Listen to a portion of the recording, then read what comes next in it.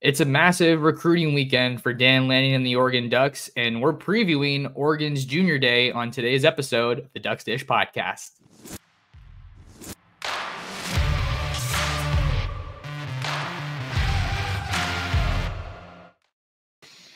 And we're back like we never left. Oregon fans, what's going on? How we living? Thank you so much for tuning in to another episode of the Ducks Dish Podcast. If you're new here, I'm your host, Max Torres, publisher and lead editor of Ducks Digest, covering the Oregon Ducks over on Fan Nation, part of the Sports Illustrated Network. Been a little minute since we had a pod, but we are back, arguably better. Huge weekend on tap for the Ducks. I'm not rolling solo. I'm joined by Duckswire, USA Today Duckswire publisher Zachary, Neel. Zach, how are we doing, man? Thanks for being here. I'm good, man. I'm excited to talk to you. Thank you for having me on. Like you said, huge weekend on tap, so I'm excited to get into it. I don't know if the viewers will know, but I was like inches away from just totally butchering that intro. But we roll on. We roll on. I'm super stoked. It's a huge weekend in Eugene. Last weekend was a big weekend. Just to kind of, I think a good point to just kind of broadly lay this thing out, Zach, is that this is the second Junior Day. It's Junior Days, Junior Weekends for Oregon. Dan Lanning and the Ducks have been all over the country visiting their top prospects. A lot of times it's right before or right after they came out to Oregon for a visit. And I think this list for this weekend, I didn't have as good of a feel last weekend, but this visit list for this weekend, we'll get into some of these guys, is pretty star-studded. Yeah, it's completely stacked. I forget who it was. I saw one of the kids who's visiting put on Twitter, is like, I can't wait to be at Oregon for Elite Junior Day this weekend. It's like, I don't know if they're saying this one's Elite Junior Weekend and last week was not, but whatever it is. I mean, like you said, last week, I think there was a lot of really good players, a lot of star-studded players, a lot of talent in Eugene for the weekend. And this weekend is certainly topping that because you've got several five-star kids in the 2025 class. You got a couple five-stars from the 2026. I know we're going to focus mostly on 2025 today, but yeah, a lot of really good players that if Oregon can land some of them, not even all of them, like it'll be insane what they can do for the 2025.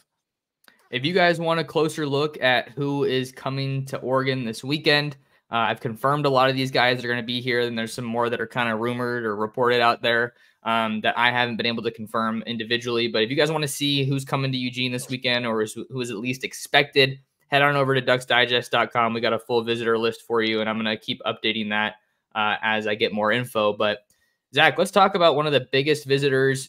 The argument could certainly be made that it is the biggest visitor of the weekend. That is 2025 Duncanville, Texas wide receiver Doran Moore. He is currently a verbal commit to LSU, but this is a guy that has been on Oregon's radar for a long, long time.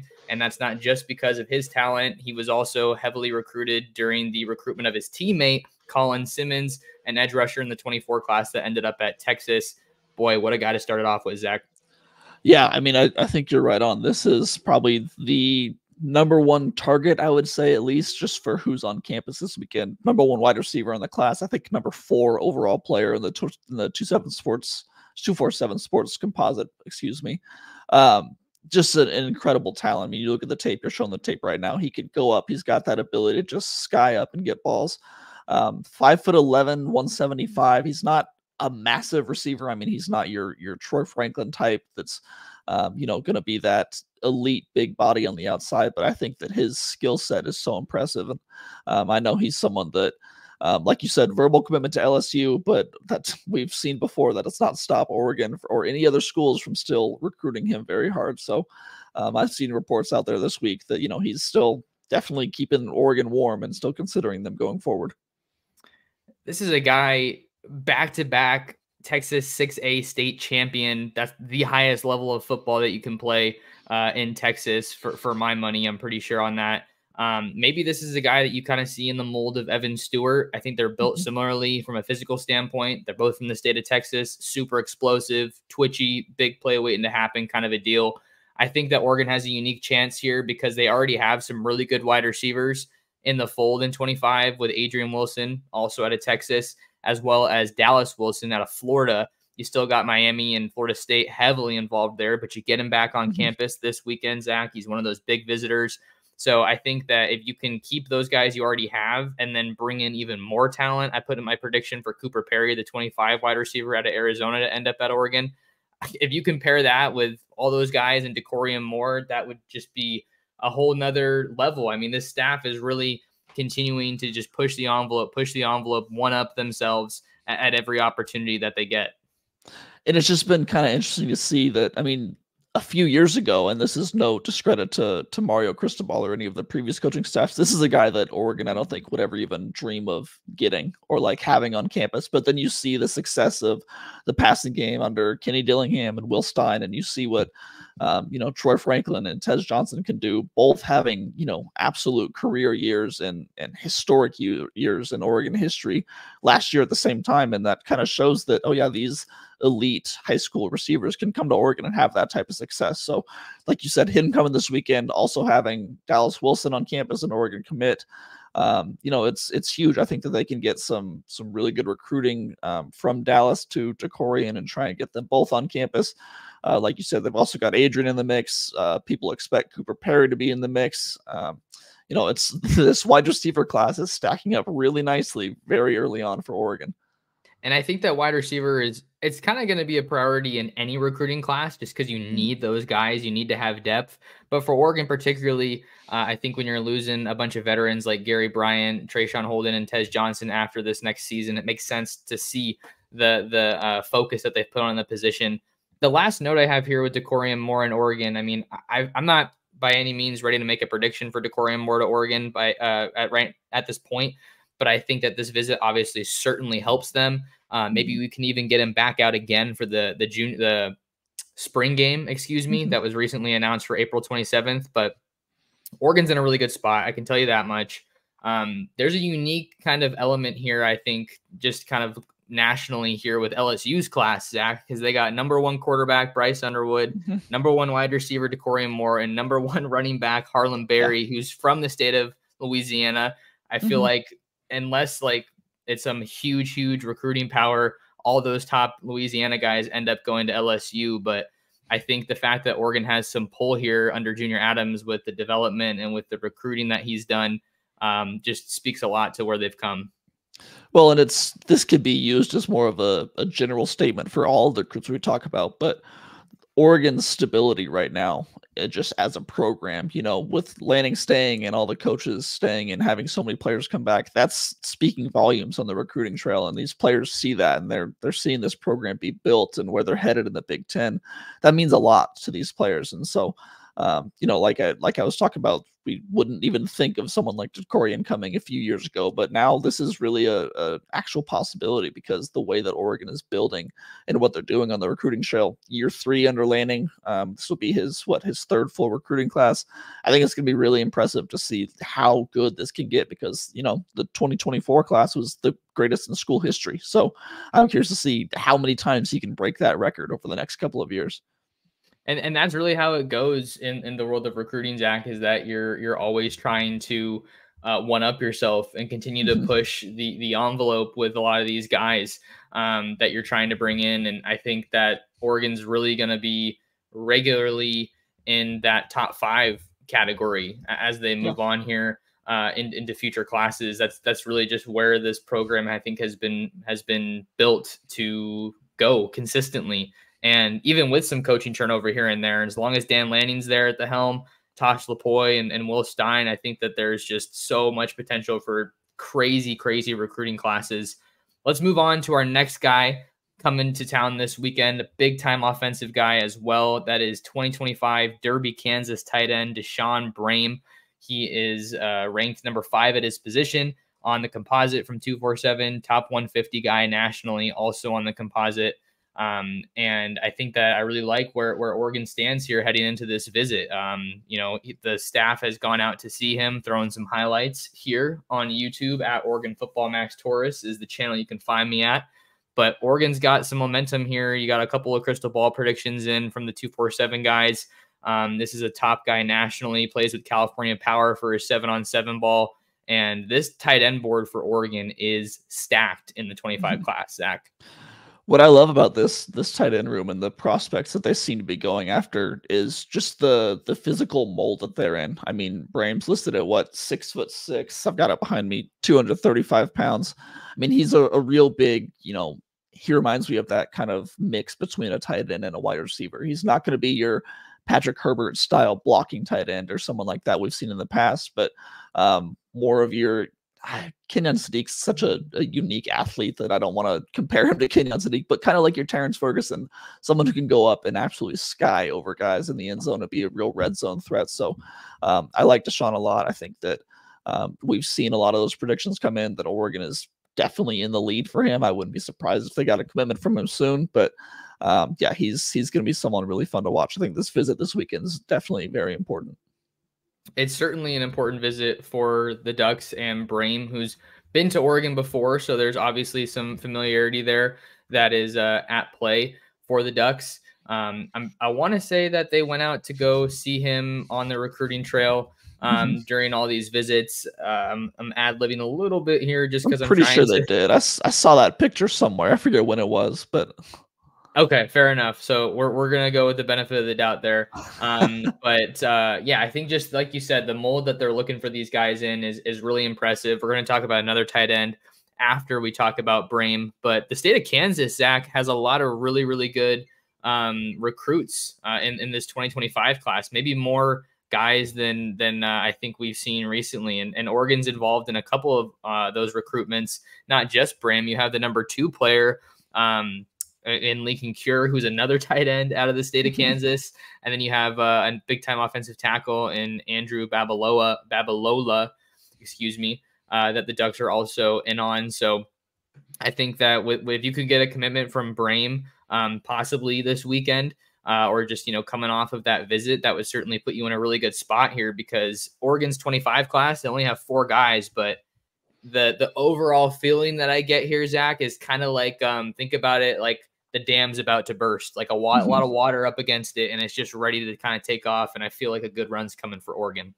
Yeah, it's they're in such good position with so many people that it's like that shoe's got to drop pretty soon. And I think like that dam analogy is perfect because once one commit goes, it's going to be a lot. And they're very lucky to have someone like a quarterback, an elite quarterback, and Achilles Smith, who's committed early, because we know how important it is for current players and current commits to commit the rest of the class. So another thing on the tight ends, I just think it's kind of cool to see how, once the coaching staff's been here long enough, you can see how they want to build their roster and how they want to go after these guys. And we saw them get 2 very solid tight ends in the 2024 class with Roger Salapiaga, or remind me how to pronounce that name. I'm sorry, I butchered it. Roger Salliapaga.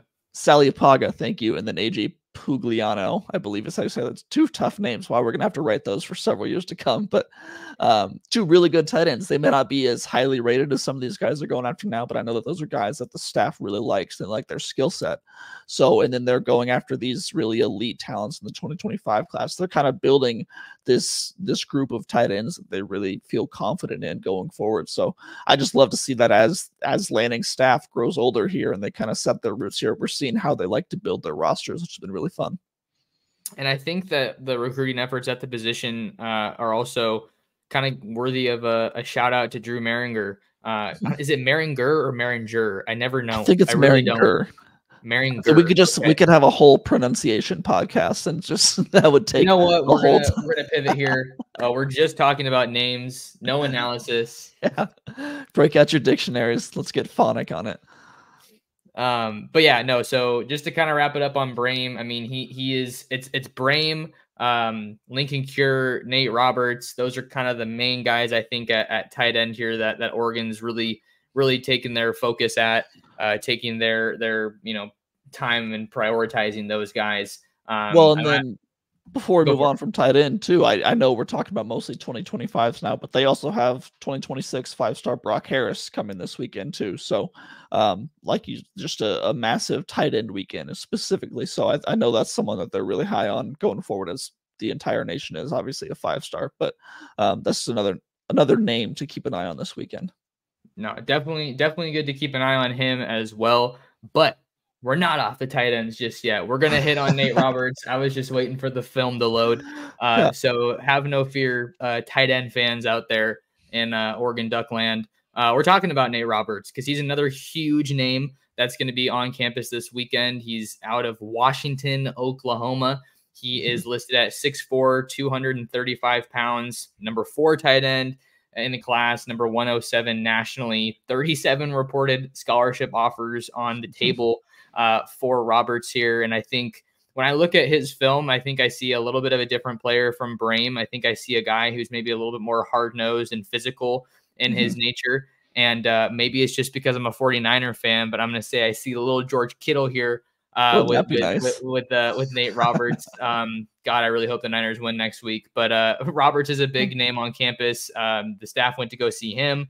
And this one looks, Zach, like it's kind of shaping up to be an Ohio State and Oregon battle. Yeah, I mean, several crystal ball predictions already in for Ohio State, but looking at those, well, one of them came from Steve Wiltfong came a few weeks ago in January. So they probably have the momentum right now, but anything can change in recruiting very quickly, and getting him on campus this weekend is huge. Like you said, he's got a little bit more of that physical, athleticism than Braam does, who's more of a pass catcher in my mind. It's kind of like a Terrence Ferguson, Patrick Herbert type in my, like that, the comparison between the two, where Herbert's a little bit more physical than Ferguson, while Ferguson's more of a pass catcher out on the outside. So, but yeah, a big name to have on campus this weekend. I think that Oregon probably feels like they can make a good move for him going forward. Yeah, and based on some of the recent conversations that I've had, it seems like Oregon might have made up some ground with Roberts here, and I think they're obviously in a position to capitalize even further this weekend when they get him on campus, because he was, I believe he was on the Ohio State campus last weekend. The Ohio State staff came out to see him, but Oregon sent Maringer, Lanning, and Will Stein out to see him at his high school. As the national recruiting efforts continue for Oregon. So I think that we can definitely tell that Roberts is really a big priority, and maybe part of that has to do with Lincoln Cure possibly trending towards Kansas State. There's been some predictions out there for him to stay in his home state and play his college ball in Manhattan.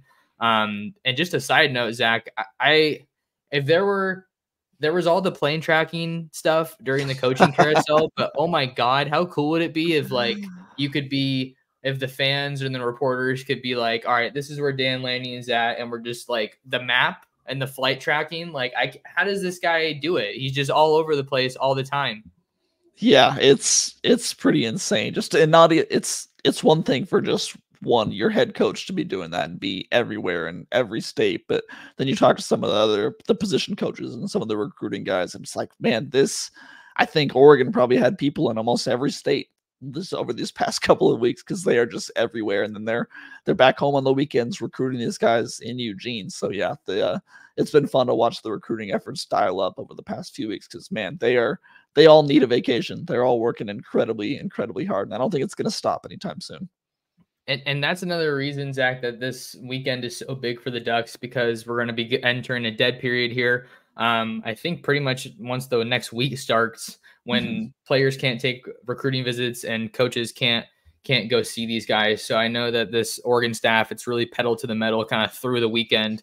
But the big names definitely keep on coming. We're going to move on from tight end and come out to my neck of the woods a little bit in Southern California to talk about some of the top prospects there that are going to be making their way up north to Eugene. Let's talk about modern day edge rusher Nasir Wyatt, excuse me.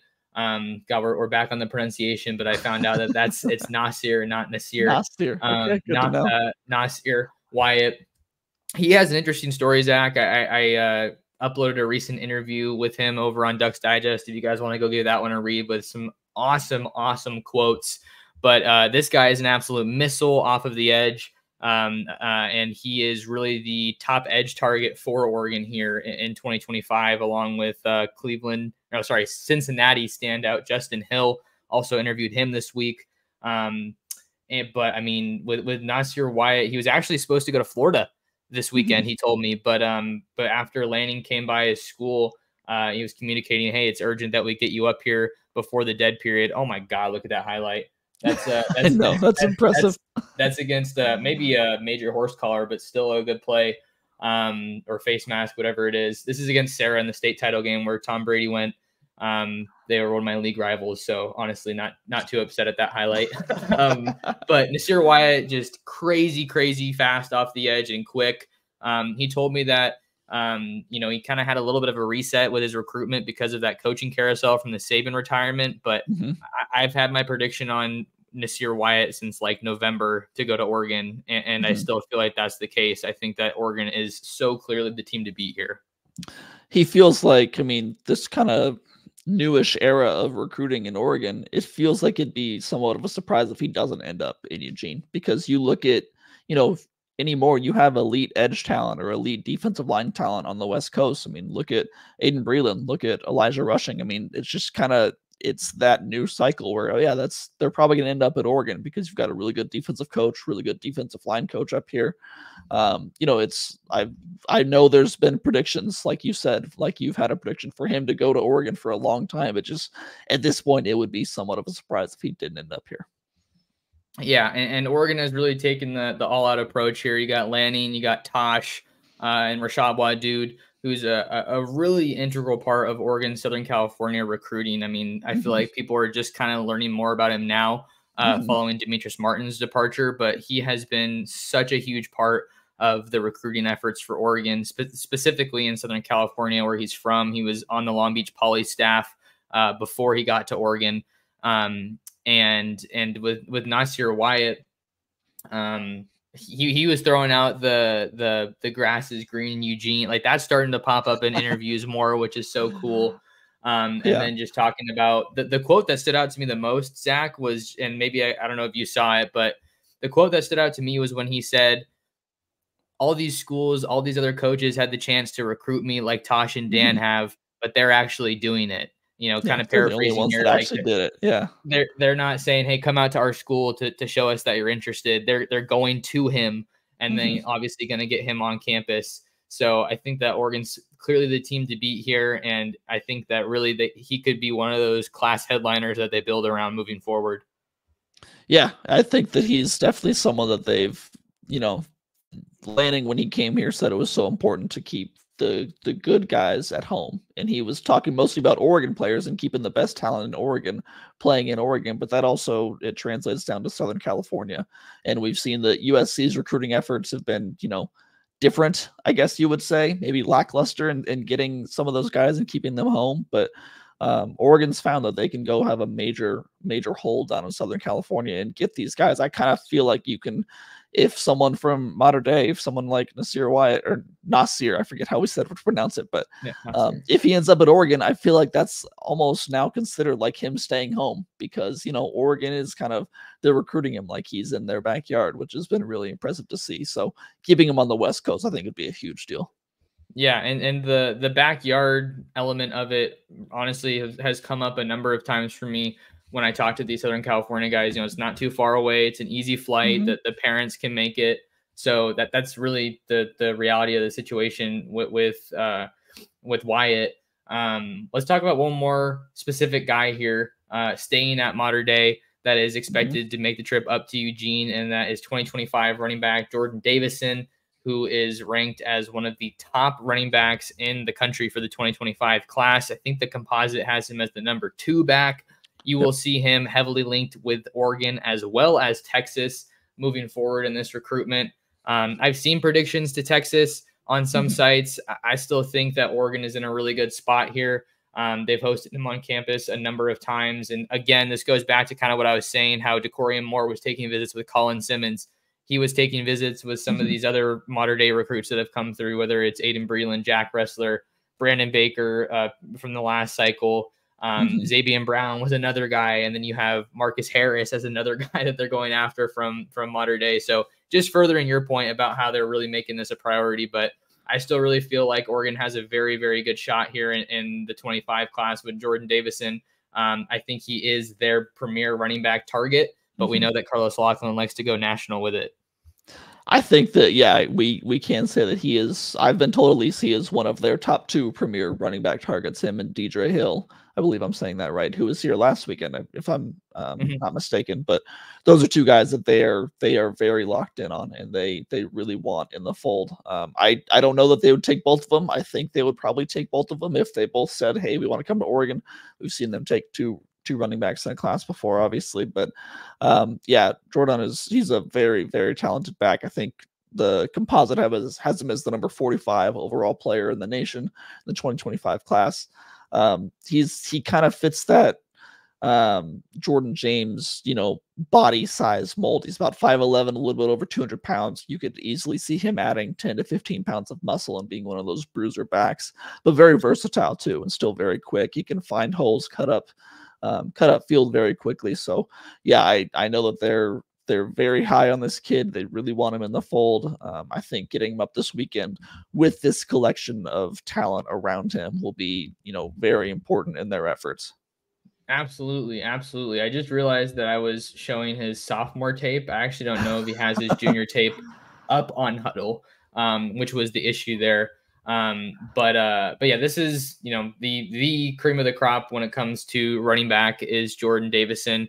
I think he was one of those recruits when I saw him. I think the first time I saw him was 2022, and he was a sophomore, and he looked like he could play in college then. I mean, he's originally from Northern California. I think Walnut Creek area is what I was told. Been able to spend a good amount of time around him in the modern day program. So that would be a huge, huge name for them to get going here. And again, this is one of those names that we've been saying for a while. Jordan Davison in Oregon, modern day in Oregon. So I think that the Ducks are in an awesome spot here, and they only have a chance to further solidify that with a good visit this weekend. But let's kind of go a little bit big picture here, Zach, as we maybe wind down a little bit here on the pod. Just where things feel like they're at for Oregon in the 25 class. Seeing that we've had coaches all across the country, but now they're getting back to Eugene. Maybe settle down a little bit, feel more comfortable, right? Just not having to go. But all of these guys are coming in this weekend. I just feel like they have a huge opportunity to capitalize. It feels like they've kind of got they're in such a good spot right now. It feels like they've got the pick of the litter almost at some point. They're so solid in their foundation now with year 3 in Lanning. They've got their 2 top 10 recruiting classes under Lanning, now a top 5 recruiting class under Lanning. The talent is there. They know that they could be competitive for a national championship this year.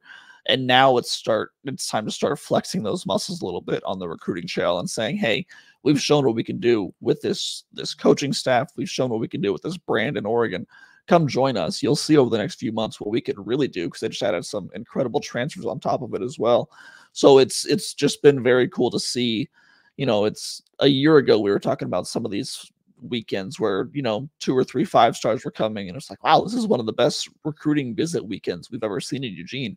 Now it's like, okay, it's great, but it's also kind of normal because we've seen this staff do this before and put on these giant recruiting efforts. So I don't know that this weekend, we talked about the dam breaking. I don't know if this weekend will result in a lot of commitments or anything, but whether it does or not, I don't think it matters because they're putting in that effort and they're on such a great trajectory going forward.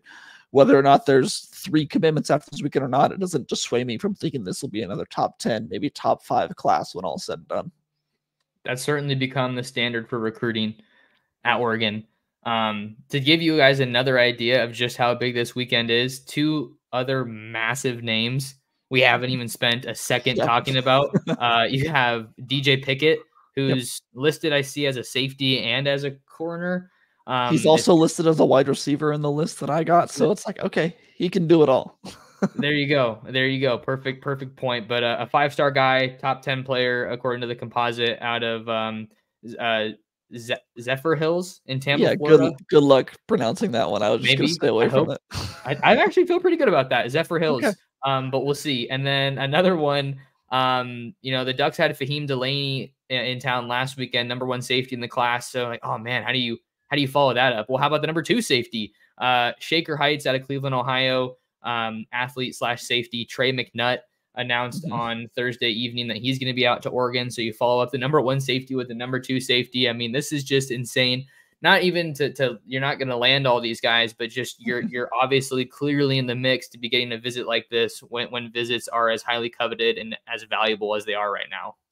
And then another important name to know. I mean, this is another 26 name, and we're talking about mostly 25s, but Jared Curtis, the number one quarterback, 2026 class, number one overall player in the 2026 class, will be in town this weekend, at least from what I've been told. So it's just another incredible guy to have on campus, and we'll see what they can do with that. I know it's looking down the road a little bit, and you've got your quarterback room stacked in such a nice way right now with Dylan Gabriel and Dante Moore, then Achilles Smith, and on and on and on. And this could be another name that ultimately gets added to the list. Who knows if things go well this weekend?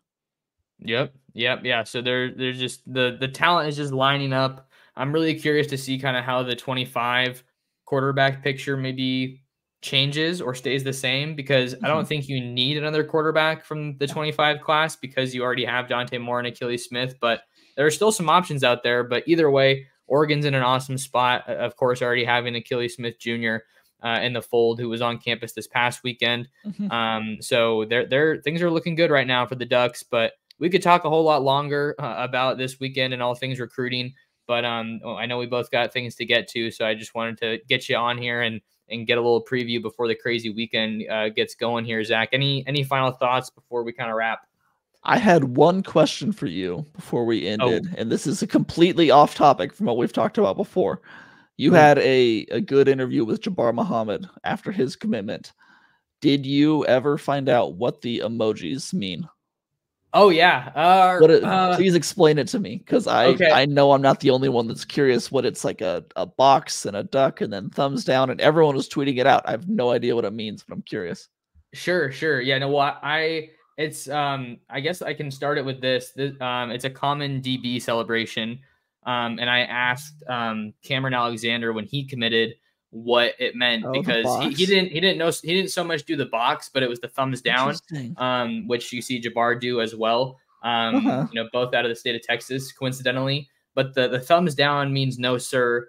More generally, kind of like a no-fly zone type of deal. But I think that the box just means like it's kind of like you're clamped up. You're locked down. Put me in the box. Like in basketball, maybe when you're defending somebody. But that's pretty much my understanding of it. But he talked to me. That was one of the good enough for me. yeah, that was one of the cool parts of the interview. He was talking about how some of the members of the staff were doing it, some of the players were doing it. So Lanning was even tweeting out the emojis. Like, that's just how crazy it's kind of taken this program by storm. But I think it's super swaggy, and Jabbar Muhammad's an awesome kid. So I'm excited to see him in Eugene. Well, that's what was funny, is because we were at the Oregon basketball game, at the Arizona game, when he committed. And so I'm sitting in the press row, and Dan Lanning's 100 yards away sitting courtside, and then we see the tweet from Lanning come out with those emojis. I was like, all right, I just saw him do the duck tweet. That was pretty cool. But yeah, thank you for that explanation. I feel a lot more confident about what that means now. You got it. Well, before we get out of here, Zach, let the people know where they can find you and all the great work you have going in this space. Yeah, you can get me at duckswire.usatoday.com. Follow me at Zachary C. Neel on Twitter. I've got my own podcast, a Going Long podcast. We've got a really good episode coming out next week. I'll say it now, with Jonathan Stewart. Had him on yesterday. Had a really good interview with him. So that'll come out on Monday morning. So yeah, that's where to find me. Good stuff.